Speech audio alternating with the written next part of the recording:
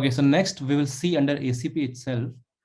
We just saw the layer 3, layer 4 rules where we just allowed based on the IP address. Now we will be seeing the layer 7 sort of a rule. Yeah, so just now we checked the L3 or L4, the layers 3 and 4 blockings and the access control policies. Now we'll be checking some of the next generation firewall rules, firewall features from the Cisco Firepower, and we'll mostly be covering the application and the URL filtering. Like in our case, mostly URL filtering will suit better because we have a Linux server as our end host, our test machine.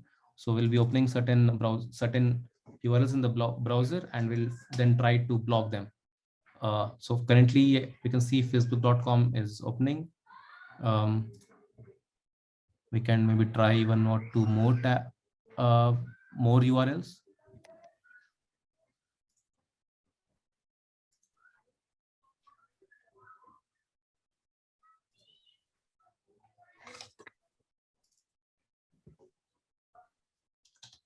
We'll see youtube.com.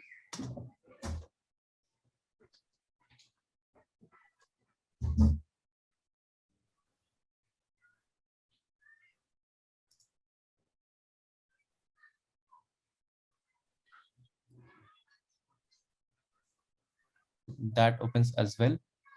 Now we'll just go and create another rule, or we just edit this rule. So what we are saying that allow the traffic from this IP and this IP. However, if the application is or the URL is a particular one, or is matching the set of URLs we are setting for blocking, then don't allow it. So the sequence of the ACP matters because it always parses the ACP from top to bottom sequence. So in our case, we already have an allow rule.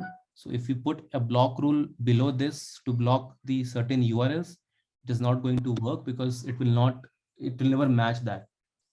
So we'll have to put the block rule above the allow rule, and we'll go to add rule, and we will choose here insert above rule. So, and rule number 1, if we choose this, then it's going to insert our rule one line above the rule number 1, which is the allow rule. The action is going to be blocked definitely, and we'll name it like as URL block. We'll keep the zones as inside and outside for source and destination respectively, because that's how our again the network, the packet flow is. We will choose the network because we want this rule to apply for a certain subnet. So we'll choose inside subnet 1, which contains our the subnet where our test machine is located. And the destination will keep as open because we're not sure what IP address the packet is going to be. So we are mostly not doing any sort of layer 3, layer 4 dropping here. We will rather block based on the URL. So for that, it will check the payload of the data. So we have some predefined categories, as I was telling you earlier. So let's say if you want to block all the social networking website, you can just type social, and you have an option of the social networking. And if we choose any here, then it will, rather than comparing or blocking a particular risk of the social networking website, if we choose any, it is going to block all the social networking website. So we'll add that to rule. Then we want to block YouTube as well. So apart from categories, we have predefined URLs as well. And one thing to mention here is that here also we have the usage of object. As I told you earlier, everything is object in Firepower. So for even creating a URL based rule, and if you have an URL in mind, you don't want to go with the approach of a category based filtering, but there are certain URLs you want to block, then you can create a new URL object. And let's say if you have a set of URLs, let's say 5, 10, 20, whatever, you can create a URL list. So in our case, I want to cover just YouTube. So I am creating an object with the name of YouTube, and in under URL, I'm putting star.youtube.com. Now, why this? And then again, star. Why this is because it uses a regex. It uses a regular expression. So we know that the URL could be anything in starting and the ending, but youtube.com is going to be the constant. So I have just used that regular expression here. Then we can just save it and can call it under our rule.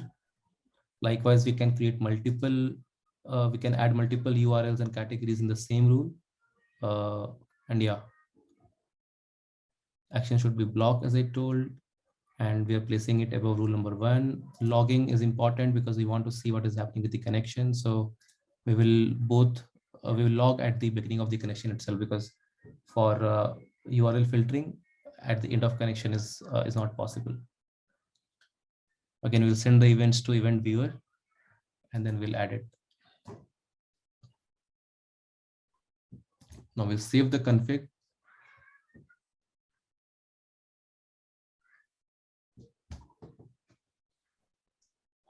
And deploy it.